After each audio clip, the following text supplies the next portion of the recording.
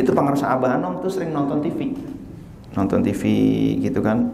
Nonton berita-berita, beliau nonton. Wan Sehan itu juga sering nonton TV. Wali Majdub nonton TV. Teman saya datang. Pas teman saya datang lagi nonton TV, Wan Sehan, TV-nya bagus. Wan Sehan nonton aja. Lalu ternyata TV-nya rusak. Banyak semut gitu. Nggak berubah pandangannya. Lagi karena formalitas doang, melihat itu formalitas. Wali-wali itu ngelihat itu formalitas. Arif itu terhadap dunia itu rabun dunia. Jadi dunia itu nggak ada yang indah bagi mereka tuh. Rabun dunia.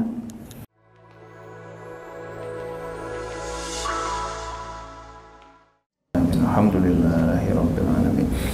Hadirin dan hadirat yang dimuliakan oleh Allah Subhanahu wa taala, kita lanjutkan dengan kajian hikmah yang ke-29. Hikmah ini berbicara tentang Allah dulu. Nah, Allah dulu, Allah lagi, Allah terus gitu ya.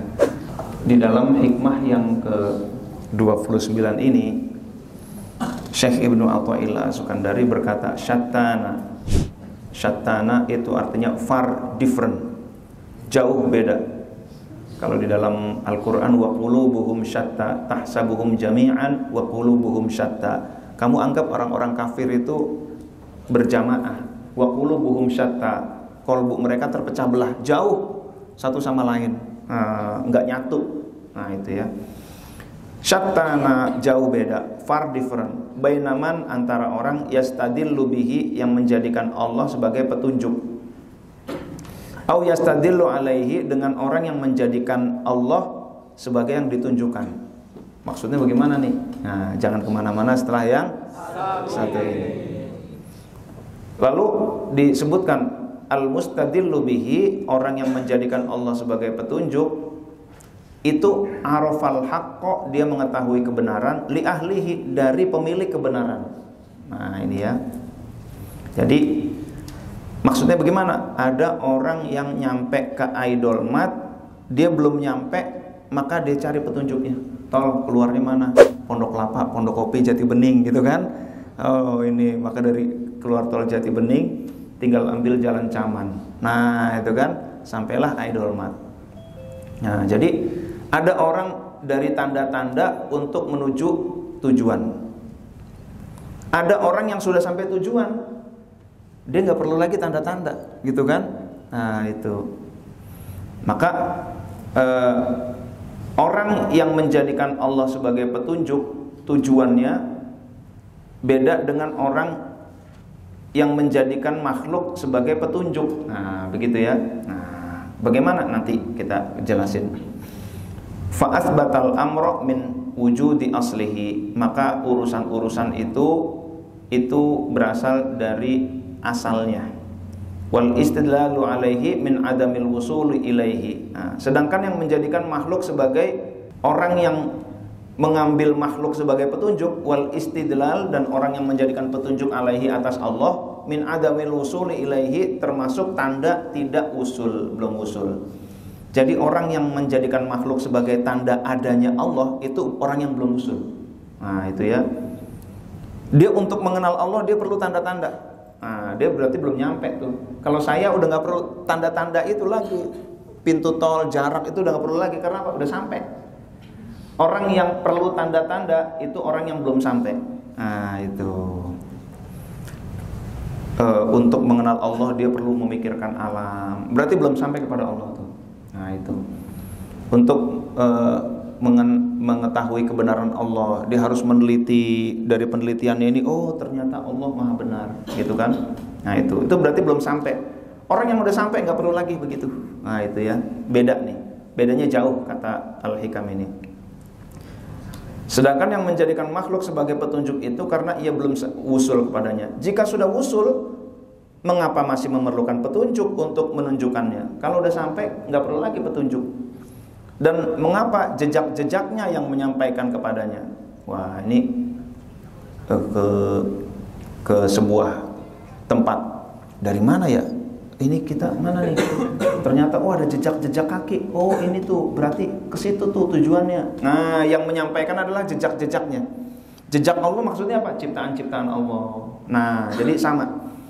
Maka Bapak Ibu hadirin dan hadirat yang dimuliakan oleh Allah, ini kekasih Allah itu ada dua. Siapa kekasih Allah? Yang pertama kekasih Allah yang masih merupakan salik.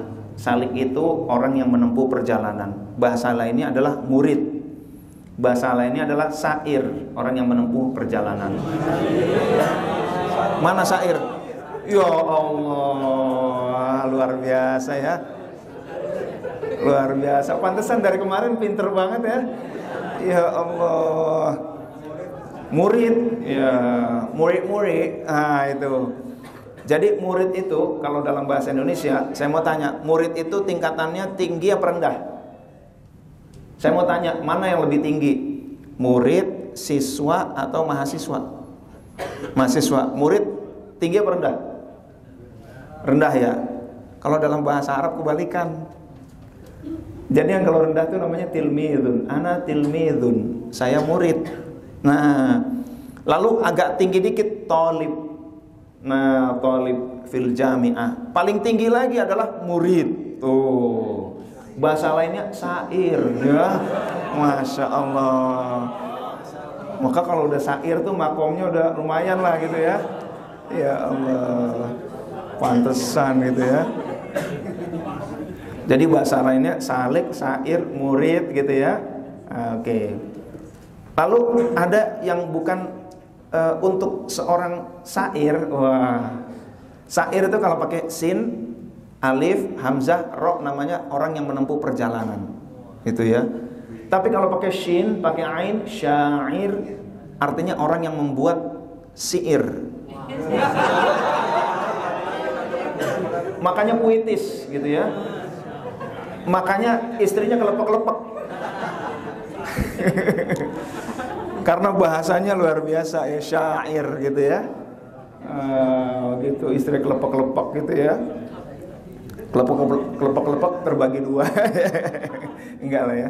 Nah, jadi bagi seorang salik, dia itu untuk menuju kholik dia berawal dari makhluk. Nah, untuk mengetahui sifat-sifat Allah dia perlu makhluk dulu. Dari mana? Bisa dari alam, tapi bisa juga dari qauliyah.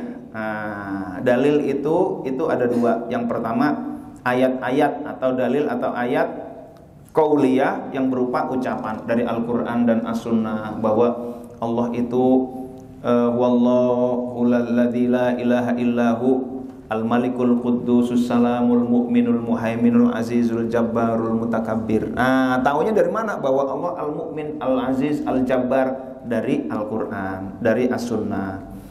Lalu taunya lagi dari mana? Dari kauniyah. Kauniyah itu alam, ayat-ayat kauniyah. Nah, itu ya. Nah, mana contohnya? Ini ya. Oma Irama levelnya level sair. Wah. Sair ini juga kekasih Allah juga sama. Jadi levelnya tapi beliau masih level murid Oma Irama itu. Nah, jadi lagu-lagunya coba deh perhatikan deh. Lagunya nggak terlalu hakikat Oma Irama ya, nggak terlalu hakikat syariat gitu ya. Syariat ya agak nyolek-nyolek, nembus-nembus hakikat dikit gitu ya. Nah itu. Maka lagunya ya inilah seorang standar murid. Adanya diri ini bukti adanya Tuhan. Nah itu ya. Adanya alam ini bukti adanya Tuhan. Yang buta mata hatinya. Itu ya.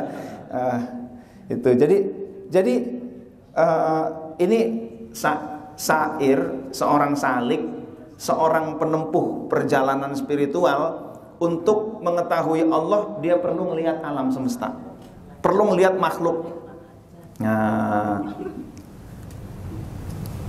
Nah itu ya. Jadi sehingga tiada melihat tanda kebesaran Tuhan. Nah itu ya. Jadi tanda-tanda kebesaran itu adanya di alam diri ini. Mana ayatnya? Wah, ini Quran lagi ya. Obit. Nah, ini kita nih. Sanurihim ayatina fil afaqi wa fi anfusihim. Kami akan memperlihatkan kepada mereka tanda-tanda kami di segenap penjuru dan pada diri mereka sendiri. Nah, jadi adanya diri ini bukti adanya Tuhan, adanya alam ini bukti adanya Tuhan. Nah, itu ya. Jadi di dalam Al-Quran itu juga ada ayat-ayat untuk salik, murid, ada ayat-ayat untuk wasil, orang yang sudah sampai. Nah, itu ya.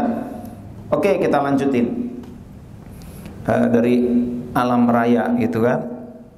Lalu alam semesta. Lalu yang kedua, wasil. Wasil ini bahasa lainnya adalah mursyid. Nah, bahasa lainnya adalah murad. Ada murid, ada murad. Murad itu orang yang sudah dikehendaki oleh Allah Subhanahu wa taala. Nah, itu ya. Nah, ini namanya murad atau wasil. Oke, kalau wasil ini udah nggak perlu ayat-ayat lagi. Lagunya bukan Omah Irama lagi kalau wasil, gitu ya. Lagunya udah Ebit GAD. Lain lagi nih dalilnya macam-macam ya. Itu dia udah nggak alam-alam lagi dia. Sebagian alam juga masih. Tetapi Ebit ngajak kita untuk masuk ke dalam jiwa, tawajuh. Tuh, langsung musyahadah, langsung tawajuh. Tawajuh itu menghadap Allah. Tengoklah ke dalam sebelum bicara. Itu ya. Tengok dalam. Singkirkan debu yang masih melekat. Singkirkan debu yang masih melekat. Nah, itu ya. Nah, itu bersihkan dulu. Tuhan ada di sini, di dalam jiwa ini. Berusahalah agar dia tersenyum. Udah hakikat dia.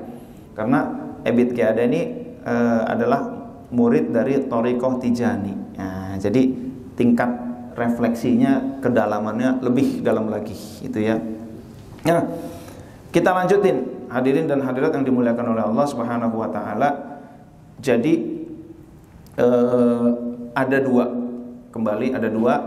Kekasih Allah itu ada dua, ada salik, ada wasil. Orang sang penempuh perjalanan, ada orang wasil. Wasil itu apa? Orang yang sudah wusul. Wusul itu apa? Orang yang sudah sampai. Nah, udah sampai ke sini nih, nggak perlu lagi tanda-tanda. Itu ya. Google Map tinggal, gitu kan? Udah sampai, gitu kan? Nah, itu. Tapi kalau belum, Google Map dipakai, tanda-tandanya dipakai dan lain-lain. Nah, itulah hadirin dan hadirat yang dimuliakan oleh Allah Subhanahu wa taala. Maka di dalam Al-Quran Allah berfirman, A'udzubillahi minasyaitonirrajim. Ini masih bagi ini ya, salik, orang penempuh perjalanan. Ayat-ayatnya mana? Banyak. Alladzina yadhkuruna Allaha qiyaman wa qu'udan wa 'ala junubihim wa yatafakkaruna fi khalqis samawati wal ard. Orang ulil albab itu pertama dia berzikir, diri duduk berbaring. Yang kedua berpikir tentang penciptaan langit dan bumi. Nah, itu. Lalu dia setelah berpikir dan berzikir, penggabungan ini, dia berzikir, dia berpikir, lalu dia bersikap. Sikapnya apa? Rabbana ma khalaqta hadza batilan subhanaka faqina adzabannar. Ya Allah, tiadalah Engkau menciptakan ini dengan sia-sia. Maha suci Engkau dari kekurangan-kekurangan. Pelihara kami dari siksa neraka. Itu ya. Setelah berzikir dan berpikir. Lalu ini ayat kita berpikir tentang penciptaan langit dan bumi, alam semesta, sehingga kita jadi kenal Allah Subhanahu wa taala. Pada hikmah yang ke-8 saya sampaikan makrifat itu ada dua. Makrifat ilmi dan makrifat dzauqi. Makrifat yang berasal dari ilmu dan makrifat yang berbentuk rasa. Masih ingat ya? Masya Allah ya. Luar biasa. Makrifat ilmi, dia tahu bahwa Allah itu maha melihat. Makrifat dzauqi, merasa dilihat oleh Allah. Makrifat ilmi, tahu, namanya ilmu, Allah itu dekat. Makrifat dzauqi merasa dekat dengan Allah. Far different, beda jauh. Nah itu ya, antara tahu dengan merasa itu beda jauh. Makrifat ilmi tahu bahwa cabai oren itu pedesnya luar biasa. Ini menurut orang-orang, dia tahu itu. Makrifat dzauqi udah merasakan itu cabai pedesnya kayak apa, gitu kan? Nah beda. Nah, makrifat ilmi tahu bahwa Mekah ini begini indah, orang-orang pada seneng. Makrifat dzauqi ke Mekah pernah merasakan. Nah beda ya. Mudah-mudahan pada dapat haji semua nih, amin. Alhamdulillah. Nah jadi sehingga bukan hanya ilmi tentang Mekah, tentang Madinah, tentang makam Rasul, tetapi dzauqi merasakan gimana sih ngelihat Masjidil Haram aja nih. Ya Allah, ngelihat Masjidil Haram, ya Allah udah tersentuh. Masuk Masjidil Haram, ngelihat Ka'bah pertama kali, ya Allah, itu ini yang ada di gambar-gambar ya. Ya Allah, ada teman saya tuh jamaah haji. Biasanya nih teman-teman nih sampai Mekah itu capek. Kata mutawwilnya, nanti kita istirahat dulu ya. Nanti kita ke Masjidil Haramnya nanti pagi, sekarang kita istirahat dulu. Saya mau tanya, kira-kira mau nggak mereka istirahat dulu? Nggak mau. Malam jam 2 malam mandi sebentar langsung ke Masjidil Haram. Nggak pada nurut, nggak kuat, pengen cepet-cepet ke Masjidil Haram. Sampai sholat, ya Allah ini Masjidil Haram. Pertama kali masuk Masjidil Haram, lalu melihat Ka'bah, langsung sujud orang-orang. Ya Allah, luar biasa tuh ya. Makrifat dzauqi beda. Kalau makrifat ilmi ya bolehlah Anda pakai VR, virtual reality. Anda lihat di situ. Oh ini Ka'bah, oh gini gedungnya, oh ini Masjidil Haram nih, ini pintu sekian. Karena kita imersif, kita terlibat larut dalam pengalaman itu 360 derajat gitu kan. Itu bukan kayak nonton TV, cuman satu sisi. Kalau virtual reality begitu, oh begini gitu ya. Itu masih makrifat ilmi. Tapi kalau Anda makrifat dzauqi, baru nginjek lantai yang ada Ka'bahnya, waduh, kolbu udah bawaannya mau sujud aja gitu ya. Ya Allah, langsung nangis kita. Tuh, itu namanya makrifat dzauqi. Nah, itu ya. Beda kata ini. Orang yang menjadi makrifat dzauqi dengan yang makrifat melalui ilmi. Nah, gampangnya begitulah. Orang yang merasa dengan orang yang tahu itu beda. Nah, kita lanjutin lagi dalil-dalil. Maka hadirin dan hadirat yang dimuliakan oleh Allah, bedanya mana? Nah, ini nih. Orang yang wasil, dia menjadikan Allah sebagai dalil. Saya taunya Mas Bahrun ada, gitu kan? Yang pertama ada sendalnya. Oh, berarti Mas Bahrun ada. Masuk ada jusnya gitu ya. Ada jusnya. Cara nikmat untuk sehat. Wah, itu ya. Ada we bring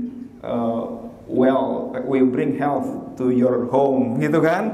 Masya Allah. Nah, udah ada nih tanda-tandanya nih. Oh, cara sehat untuk, cara nikmat untuk sehat. We bring health to your home. Oh, nih ada nih tasnya Mas Bahrun nih. Oh, ini motornya nih, PCX atau apa ya? Oh, berarti Mas Bahrun ada, gitu kan? Oh, mobilnya Ferrari gitu kan.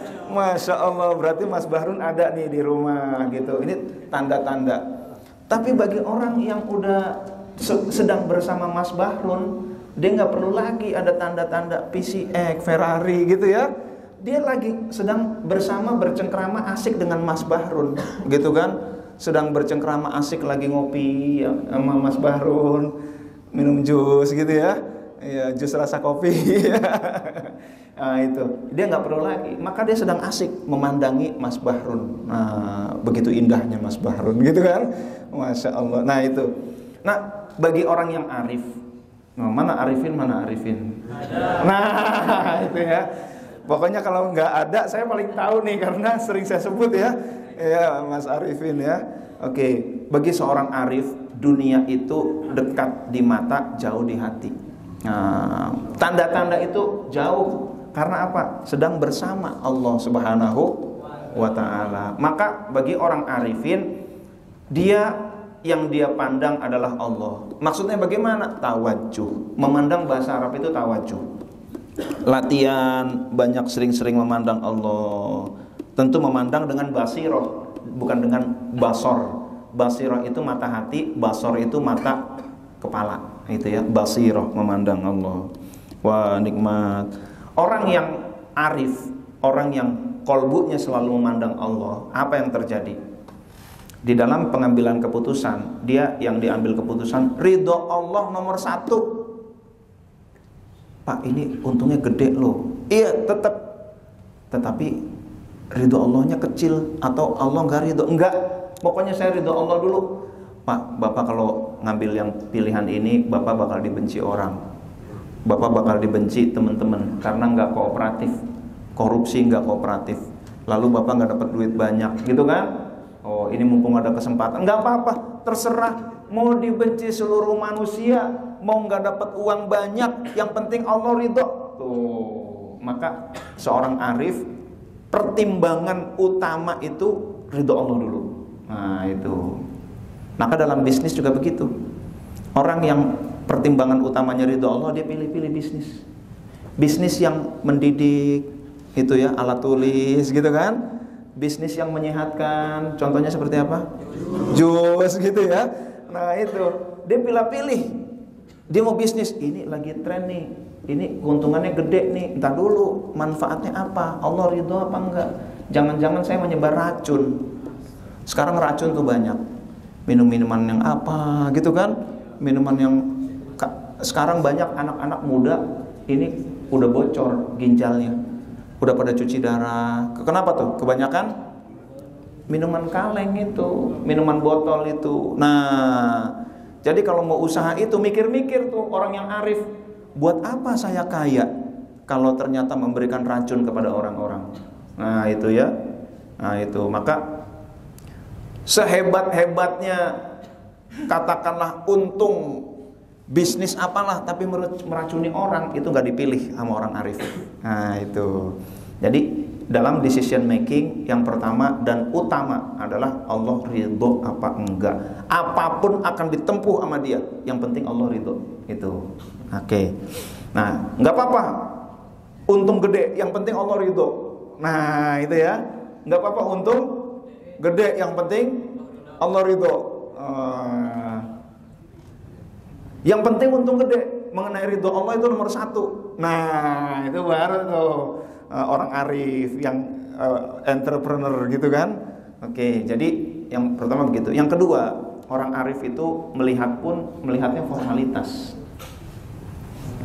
Jadi maksudnya gimana? Itu pengarsa Abah Anom tuh sering nonton TV gitu kan? Nonton berita-berita, beliau nonton. Wan Sehan itu juga sering nonton TV. Wali Majdub nonton TV. Teman saya datang. Pas teman saya datang lagi nonton TV, Wan Sehan, TV-nya bagus. Wan Sehan nonton aja. Lalu ternyata TV-nya rusak. Banyak semut gitu. Nggak berubah pandangannya. Lagi karena formalitas doang, melihat itu formalitas. Wali-wali itu ngelihat itu formalitas. Arif itu terhadap dunia itu rabun dunia. Jadi dunia itu nggak ada yang indah bagi mereka tuh. Rabun dunia. Jadi ngelihatnya Abah Hanum ngelihat formalitas saja. Di situ rame ya, Bruce Lee, Kungfu, Jackie Chan, apa namanya itu kan, lagi seru, Stephen Chow gitu kan. Seru. Beliau biasa aja. Modono Kasino Indro gitu kan. Itu Stephen Chow biasa aja beliau karena memandangnya formalitas. Nah, jadi memandangnya itu menghargai orang. Jadi ketika memandang Mas Bahrul memandang orang gitu ya, itu sedang menghargai aja tuh sebenarnya gitu kan. Sedangkan kolbu beliau sedang asik menghadap Allah Subhanahu wa ta'ala. Masya Allah, amin. Wah, luar biasa ya. Nah hadirin dan hadirat yang dimuliakan oleh Allah, ini perbedaannya. Maka kita lihat beda pandangan. Pandangannya orang yang ini bagi orang yang masih salik menempuh perjalanan dunia ya indah, gedung tinggi indah, Rumah mewah indah. Ada seorang, rumah mewah ya, kata dia. Enggak, kenapa? B aja, kata dia gitu kan. Ya Allah, dianggapnya B gitu kan. Biasa aja kata dia. Wah, luar biasa nih. Jadi bagi seorang wali B semua tuh. Maka disogok pakai uang banyak bisa nggak wali?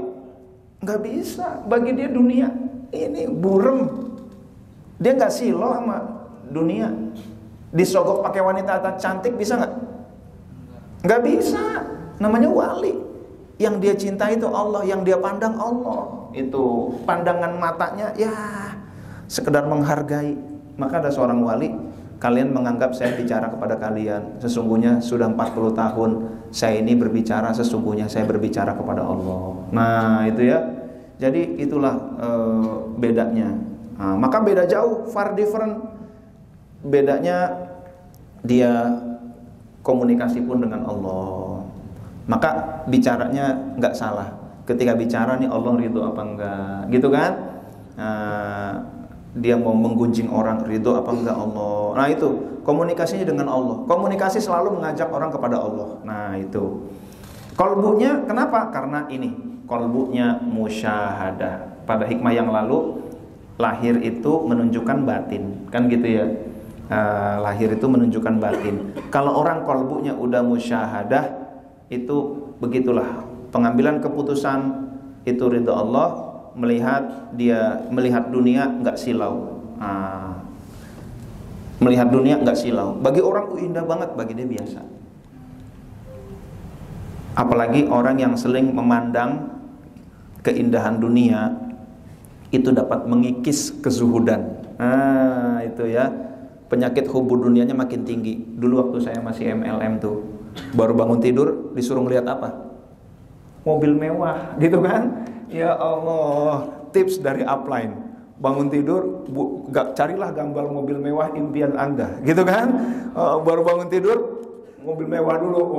Ini belum alhamdulillahilladzi ahyana, belum, gitu ya. Mobil mewah dulu dipandang, gitu. Nah, Bapak Ibu, luar biasa. Habis itu rumah mewah, luar biasa. Habis itu istri yang cantik, gitu kan? Waduh, luar biasa nih, gitu kan? Semakin kita mengagumi, memandangi dengan jelas begitu, kezuhudan semakin menipis, hubbud dunya semakin meningkat. Jadi cara supaya zuhudnya meningkat bagaimana? Banyak tunduk. Nah itu. Nah jadi seorang arif itu dia dunia bagi dia biasa aja. Secantik-cantik manusia biasa aja. Seindah-indah rumah apa kemewahan biasa aja. Sebanyak-banyak harta biasa aja. Biasa semua tuh. Maka nggak ada yang bisa mempengaruhi dia. Yang bisa mempengaruhi dia adalah ridho Allah Subhanahu wa ta'ala. Maka orang kalau udah zuhud istiqomah. Kenapa? Dia nggak bisa dipengaruhi sama apa-apa, gitu kan? Yang dia cintai Allah, yang dia saksikan adalah Allah. Nggak ada yang bisa mempengaruhi. Kalau A ya A, B ya B. Ini bahayanya. Kalau orang zuhud jadi hakim, ini bahaya. Kenapa? Nggak bisa disogok, nggak bisa diiming-imingi perempuan, nggak bisa diapa-apain. Tuh, istiqomah. Tapi orang kalau nggak zuhud, susah untuk istiqomah. Dikasih cewek, gitu kan? Mau dia klepek gitu kan? Kayak burung dara, doyan, gitu kan? Bukan doyan lagi, dokoh kadang-kadang gitu ya. Dan hadirat yang dimuliakan oleh Allah Subhanahu wa ta'ala, kita lihat apa perbedaan-perbedaannya dalam keseharian.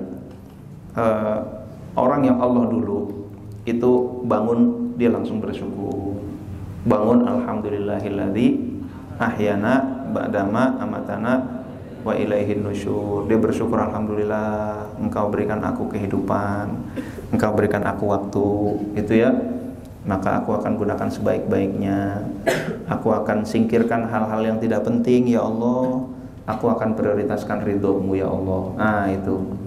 Oke, yang kedua, ketika berangkat lagi-lagi Allah lagi yang diingat. Bismillahi tawakkaltu 'alallahi la haula wala quwwata illa billah. Kemarin sudah saya sampaikan. Lalu ketika ada masalah berserah diri kepada Allah. Ya Allah, aku udah berusaha maksimal ya Allah. Engkau perintahkan aku untuk berusaha sebaik-baiknya, aku sudah lakukan ya Allah. Aku tahu ini masa ekonomi ini lagi challenging ya Allah. Engkau perintahkan kami untuk bekerja sebaik-baiknya, kami lakukan ya Allah. Dan kami serahkan kepada Engkau yang maha mengatur, Rabbul Alamin. Tawakal kepada Allah. Nah itu, lagi-lagi Allah. Ketika ada pilihan, ini bagus apa enggak, tak dulu istikharah dulu, ya Allah, berilah aku pilihan terbaik ya Allah. Kalau ada waktu bisa sholat, sholat. Kalau enggak ada, minimal dia tanya kepada Allah, ya Allah, ini gimana ya Allah, mana yang aku ambil ya Allah. Nah itu, jadi istikharah ini enggak mesti sholat. Lagi rapat, gimana Pak Erwin, kita ambil yang mana nih? Itu kan Pak Erwin sebentar-sebentar. Wah gitu ya. Kalau kita tanya Mas Bahrun dulu gitu ya, Mas Bahrun tolong istikharah. Mas Bahrun sebentar.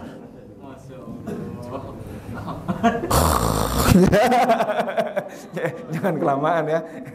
Jadi istikharah dulu, nanya dulu kepada Allah. Kalau nanya belum dapat, uluk salam kepada guru. Barangkali saya kotor, nggak nyampe nih kepada Allah. Kepada Syekh Ahmad Shahibul Wafatajul Arifin, Assalamualaikum Al-Fatihah, gitu kan. Mohon petunjuk ya Allah, apa kira-kira yang terbaik. Nah, itu ya. Tentunya ting gitu kan. Nah, itu. Nah, jadi itu teman-teman, tetapi kalau orang yang dia fokusnya kepada dunia, dia kerja makhluk dulu, dia kerja tanpa doa. Yang penting kerja aja dulu. Ada masalah dia pecahkan sendiri. Pas udah mentok, iya ya, ternyata Allah mungkin gak ridho. Nah itu, jadi bukan dari Allah dulu, tapi dunia dulu. Decision Allah, ridho Allah belakangan gitu. Totonya kepentok, totonya pintu semua tertutup. Ya Allah, jangan-jangan ini gak baik buat saya, gitu kan? Ini ketutup. Totonya yang kebuka yang itu. Nah berarti ya berarti ini, gitu kan? Oke, jadi interaksi full makhluk. Ya dunia indah, ya dia mengalami keindahan-keindahan itu. Nah hadirin dan hadirat yang dimuliakan oleh Allah Subhanahu wa taala, maka apa bedanya? Bedanya kalau dilihat dari berbagai sisi. Antara orang yang sair, wah sair ya. Tapi lagi-lagi sair ini kekasih Allah juga ya. Antara salik dengan wasil, orang yang sampai. Nah, ada beberapa tinjauan. Pertama dari sisi fokus. Yang kedua pandangan dunia. Yang ketiga musyahadah, agar lebih jelas gitu ya. Sequence-nya mana dulu? Nah, ini kesimpulannya. Prioritasnya yang mana? Lalu koneksi kolbu bagaimana dan keyakinannya bagaimana? Kesimpulannya adalah sair, wah sair ya. Jangan sair deh. Salik aja, salik ya. Salik. Tapi lagi-lagi sair ini banyak. Ada levelnya. Nah, itu ya. Levelnya ada dari mulai awal sampai hampir nyampe. Itu namanya sair. Nah, itu ya. Sair ini mudah-mudahan hampir nyampe nih, itu ya. Nah, itu. Fokusnya masih makhluk, tetapi makhluk dalam rangka mencari Allah. Nah, itu ya. Tetapi fokusnya masih makhluk. Wajar, namanya manusia, itu ya. Kita juga disuruh berpikirlah langit dan bumi. Tadi kan gitu kan? Ada ayatnya tadi. Oke. Lalu pandangan dunianya masih jelas. Itulah challenge-nya kita. Saya sangat jelas yang namanya duit itu ya. Mata itu kalau udah ngeliat duit jelas gitu kan. Kalau baca buku agak buram. Nah, itu. Tapi pandangan dunia jelas. Musyahadah buram. Kepada Allah buram. Nah, tapi ini udah bagus. Karena dia sebenarnya yang dia cari adalah Allah. Tapi kondisinya masih begini. Sequence-nya makhluk dulu, ngelihat jus dulu, baru ketemu Mas Bahrun, gitu kan? Nah, itu ada PC X-nya dulu, baru Mas Bahrun. Nah, prioritas ukuran dunia masih sering menjadi pertimbangan-pertimbangan. Nah, itu ya. Kadang-kadang menjadi pertimbangan utama. Gak apa-apa. Koneksi kolbu masih sering lalai. Itu. Keyakinan kadang masih ada ragunya. Tapi kalau udah wasil, dia fokusnya pada Allah terus. Nah, nanti saya sampaikan bagaimana caranya. Oke ya. Pandangan dunia dia gurem. Gurem apa burem sih sebenarnya? Gurem. Nah, burem ya. Yang benar blurry. Nah, kalau bahasa Inggrisnya ya, kan ada tuh penyanyi Blurry Marantika. Blurry ya, bukan blurry ya. Blurry, burem bukan gurem. Kalau gurem apa artinya? Kecil gitu ya. Kecil, gurem tuh kecil, burem yang benar. Nah, ini harus nanya nih orang Jawa nih ya. Oke, musyahadahnya jelas itu. Kalau dipreteli begini. Lalu sekuensnya Allah dulu. Nah, Allah dulu, terus saja Allah, gitu kan? Prioritasnya tentu ridho Allah tadi. Koneksi kalbunya dia darurat Allah. Maksudnya darurat Allah bagaimana? Darurat itu lebih dari butuh. Orang ke rumah sakit butuh dokter. Tapi kalau udah sakit parah, di sini terbelek, habis ketembak atau apa, tawuran, bacokan dan lain sebagainya, ini udah hampir habis darahnya, dia masuk unit gawat darurat. Ini udah darurat, harus segera. Terlambat sedikit lewat. Ini harus betul-betul. Orang kalau tenggelam, dia darurat terhadap udara, gitu kan? Nah, itu udah darurat. Orang kalau udah wasil, darurat Allah, nggak bisa sedetik pun dia nggak ingat kepada Allah, nggak bisa jauh kepada Allah itu. Ku tak bisa jauh, gitu ya, jauh darimu. Itu ya, itu nggak bisa tuh, nggak ingat itu, ingat terus darurat itu. Dawamul ittiror. Ciri-ciri makrifat itu adalah dawamul ittiror. Dia selalu dalam keadaan darurat Allah, bukan butuh lagi, darurat gitu. Seperti orang tenggelam, darurat kepada udara. Lalu keyakinannya no doubt. Udah nggak ada ini, no doubt, nggak ada lagi doubt, gitu ya. No doubt. Nah, sekarang yang paling penting adalah how to. Oke, terakhir ya. Bagaimana sih agar kita fokus on Allah? Nah, ini. Nah, kalau udah fokus on Allah enak. Pertama, zikir jahri.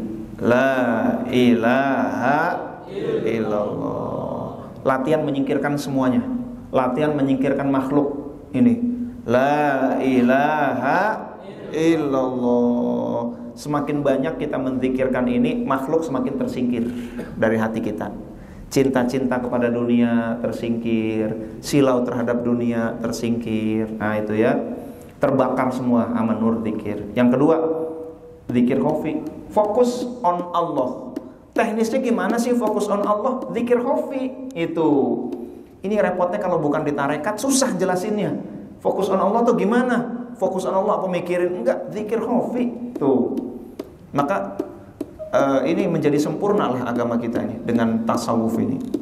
Nah, itu fokus on Allah. Terus makin banyak zikir khafi, makin kita sering fokus kepada Allah, makin musyahadah.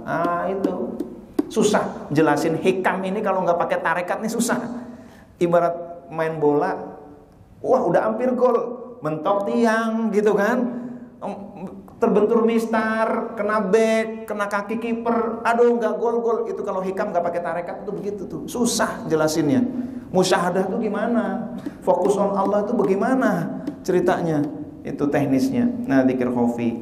Kalau zikir khafi masih susah, robitoh. Nah, kita sambung rasa dengan guru. Nah, itu ya, robitoh. Namun ini waktunya singkat nih. Yang kalau memang nggak bisa juga kholwat. Nah, kholwat artinya mengkhususkan waktu tertentu. Saya pengen kholwat tapi nggak di gunung. Saya kholwatnya di atas sajadah di kamar saya setiap jam 3 sampai jam 4. Itu kholwat namanya. Mengkhususkan diri untuk Allah namanya kholwat. Nah, itu ya. Nah, itu namanya kholwat. Lalu tundukkan pandangan kita, itu jangan silau kepada dunia. Demikian Bapak Ibu hadirin dan hadirat yang dimuliakan oleh Allah Subhanahu wa taala, tentang hikmah yang ke-29, yaitu Allah dulu. Bagaimana kita di dalam tarekat ini melatih kita agar Allah itu menjadi yang utama. Namun di depan saya ini ada beberapa kertas ya, Mas Bahrun ya. Ini 3 dulu, yang itu masih banyak ya. Masih banyak ya. Kita buka dulu arisannya siapa yang dapatnya ya. Iya. Bismillahirrahmanirrahim. Siapa yang wajib kita hormati terlebih dahulu dalam kehidupan ini? Nomor 1. Nomor 2, wah banyak nih. Satu kertas. Amalan apa yang boleh dikerjakan anaknya di dunia agar dengan amalan itu, oh berarti ini settingannya antara anak gitu ya, anak yang punya orang tua. Amalan apa yang boleh dikerjakan anaknya di dunia agar dengan amalan itu pahalanya bisa mengalir ke orang tua yang sudah meninggal. Yang kedua. Yang ketiga, minta amalan doa untuk anak. Wah, berarti ini udah punya anak settingannya. Minta amalan doa untuk anak dan istri. Oh, berarti ini laki-laki nih. Iya ya. Kirain gitu ya. Saya kira tadi perempuan tadi ya. Karena ini ada konflik kepentingan nanti di atas, agar tetap dalam kondisi baik walau berjauhan di kampung.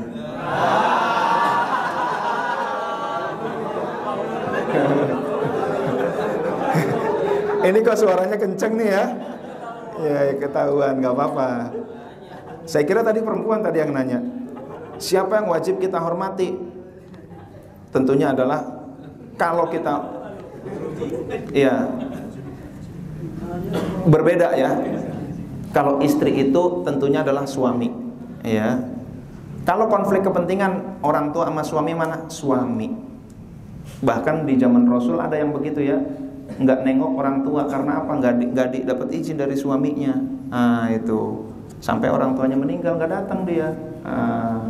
Tetapi Rasul tidak menyalahkan dia, membenarkan. Itu ya. Lalu karena apa? Ini sudah menjadi rumah tangga yang berbeda. Lalu siapa yang wajib kita hormati terlebih dahulu dalam kehidupan kita? Orang tua, istri.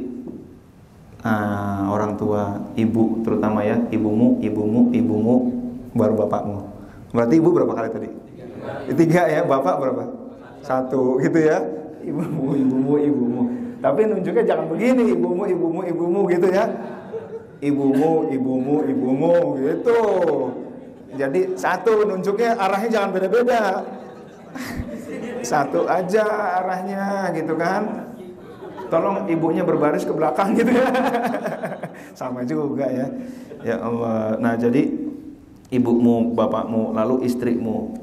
Rasul bersabda, khairun nasi khairukum linisaikum wa ana khairukum linisai. Sebaik-baik kalian adalah yang paling baik kepada istri, dan aku adalah orang yang paling baik kepada istri.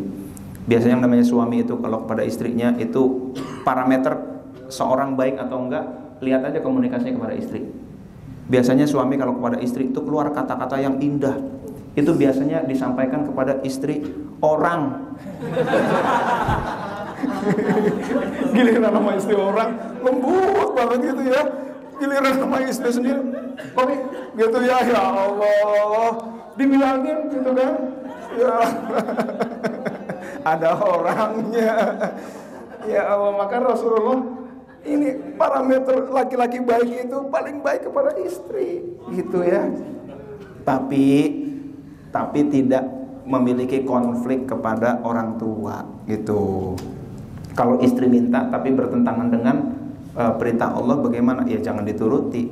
Nah itu ya. Sebisa mungkin meskipun jauh, ini konteksnya berarti jauh dari rumah nih ya. Jauh dari rumah. Jadi kepada istri itu tetap wajib baik gitu kan. Kepada orang tua juga baik juga. Tentu kalau karena istri itu udah menjadi tanggung jawab kita gitu ya. Oke. Amalan apa yang boleh dikerjakan anaknya di dunia agar dengan amalan itu pahala bisa mengalir ke orang tua yang sudah meninggal? Oh, berarti orang tua sudah meninggal gitu ya. Ya. Yang pertama, oh iya. Jadi ketahuan ya, nggak apa-apa. Ya, yang pertama sodakoh. Ada 3 S amalan untuk orang tua. Pertama sodakoh. Sodakoh atas nama orang tua. Kalau sodakoh atas nama orang tua dapat, kita juga dapat. Dalilnya banyak, kisah-kisahnya banyak. Pokoknya banyak banget lah. Udah nurut aja dah gitu ya. Maka kalau ada sumbangan masjid dari siapa? Dari Mustajib, Haji Mustajib bin apa gitu ya. Ternyata dari Mas Bahrul Mustajib gitu ya. Siapa dari Mustajib gitu kan. almarhum Haji Mustajib bin Najib, katakanlah gitu ya. Nah, itu bapaknya dapat, Mas Bahrun juga dapat. Saya nggak tahu bapaknya namanya Mustajib apa enggak gitu ya. Nah, misalkan begitu. Nah, yang pertama sedekah. Yang kedua amalan apa? Yang kedua adalah sholat. Sholat itu bisa berarti sholat, bisa berarti silaturahim. Apa namanya? Doa. As-sholah lughatan ad-doa, doa kepada orang tua. Nah, itu ya. Maka yang punya harta bikin apa atas nama orang tua? Nyumbang anak yatim, nyumbang pesantren, nyumbang masjid atas nama orang tua. Orang tuanya kena di situ dapat. Yang ketiga adalah silaturahim. Orang tua senang kalau anaknya menyambung silaturahim ke relasinya, itu senang dia. Nah, itu ya. Doa itu maksudnya apa? Ya kita mintakan ampunan, kita bacain apa gitu kan? Baca Fatihah, lalu kita baca Yasin kayak tadi ini. Ini termasuk sholat, artinya doa. Doa itu bentuknya banyak. Nah, kita sampaikan pahala Yasin kepada orang tua kita gitu ya. Oke. Minta amalan doa untuk anak dan istri agar tetap dalam kondisi baik walau berjauhan di kampung. Nah, ini nih. Di kampung ya. Dalam kurung Sukabumi gitu ya. Enggak ada deh. Iya. Oke. Amalan apa? Amalannya adalah nih ya, amalannya ya. Doanya nih. Ya Allah, titip anak dan istriku ya Allah. La haula wala quwata illa billahil aliyil azim. Itu singkatnya itu. Allah ketika dititipin, kira-kira Allah berkhianat enggak? Enggak bakalan, dijaga semua itu. Ya Allah, titip aku jauh dari anak, aku enggak bisa didik anak langsung, aku enggak bisa ngawasi, titip ya Allah. Nah, dah, singkat ya. Singkat aja, titip anak dan istriku ya Allah. Kalau punya bisnis, ya Allah, titip bisnis jus gitu ya. Itu dititipin juga. Jadi cara gampang, saya kerjaannya begitu tuh. Ya Allah, titip ini ya Allah, titip ini ya Allah, titip ini ya Allah. Itu namanya tawakal, bahasa lainnya. Titip itu bahasa lainnya tawakal. Oke, 2. Dalam surat An-Nisa. Wah, Nisa nih ya. Wah, Masya Allah, belum apa-apa udah Masya Allah ya. Ayat ke-34. Bisa dijelaskan terminologi. Wah, terminologi. Berat nih. Nah, kalau terminologi nggak jauh dari ini Pak Nasrullah nih gitu ya. Enggak lah. Sejarahnya wow kan? Benar. Ayat tadabbur, Masya Allah. Ayat tafsir, bukan sejarahnya, ayat tafsir. Untuk siapa ayat ini ditentukan, Masya Allah. Oke. Ayat ini surat An-Nisa ayat 34 itu ar-rijalu qawwamuna 'alan nisa bima faddalallahu ba'dahum 'ala ba'din wa bima anfaqu min amwalihim fassalihatu qanitatun hafizatun lil ghaibi bima hafizallah. Al-ayah panjang lah ya. Ar-rijalu qawwamuna 'alan nisa, laki-laki itu adalah pemimpin kepada perempuan, tapi ada keterangannya bima faddalallahu ba'dahum 'ala ba'din, karena apa yang Allah lebihkan bagi mereka. Wa bima anfaqu min amwalihim, karena mereka membelanjakan untuk istrinya. Jadi menjadi pemimpin karena fungsi, bukan karena alat kelaminnya, bukan. Tetapi karena fungsi itu yang diberikan kepada istri. Udah habis ya Mas Bahrun ya? Hampir ya. Ayat ini sebab nuzulnya bagaimana? Ada sahabat Rasul perempuan mengadu kepada Rasul. Dia ditampar sama suaminya. Pak, begitu kan? Lalu mengadu kepada Rasul. Bagaimana ya Rasul? Kata Rasul, tampar lagi. Gitu kan, kalau berani gitu ya. Tampar lagi. Kisosnya itu, bilangin sama suami kamu, balasannya adalah tampar lagi. Lalu turunlah ayat ini, ar-rijalu qawwamuna 'alan nisa bima faddalallahu ba'dahum 'ala ba'din wa bima anfaqu. Tapi bagaimanapun laki-laki itu adalah pemimpin bagi perempuan. Karena apa? Allah lebihkan laki-laki kekuatan fisik, Allah lebihkan laki-laki, dan Allah karena laki-laki memberikan nafkah kepada perempuan. Saya mau tanya, kira-kira jadi nampar nggak perempuan itu? Nggak jadi nampar akhirnya dia. Nah, lalu untuk siapa ayat ini diturunkan? Dia untuk laki, untuk perempuan. Laki-laki jangan belagu gitu, mentang-mentang kuat dia menampar, bukan. Laki-laki itu melindungi gitu, melindungi perempuan. Karena apa? Allah beri kekuatan dia itu untuk melindungi, bukan untuk menunjukkan kekuatannya. Lalu Untuk perempuan enggak? Iya, untuk perempuan juga. Perempuan yang nurut karena dia dilindungi oleh suaminya. Berapa bagian yang untuk menafkahkan istri dan apa? Ini satu pertanyaan bisa banyak ya, Mas Barun ya. Iya.